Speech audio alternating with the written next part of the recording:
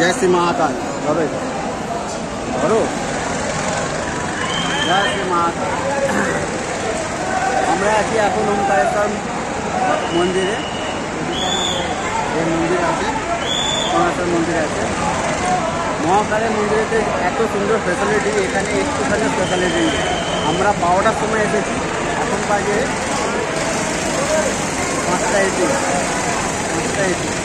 মানে প্রায় 5 ঘন্টার থেকে উপরে, মানে 6.5 ঘন্টার মতো আমাদের লাইন এখান থেকে অটো নিয়ে ওখান থেকে সিঙ্গেল লাইন করে ওখানে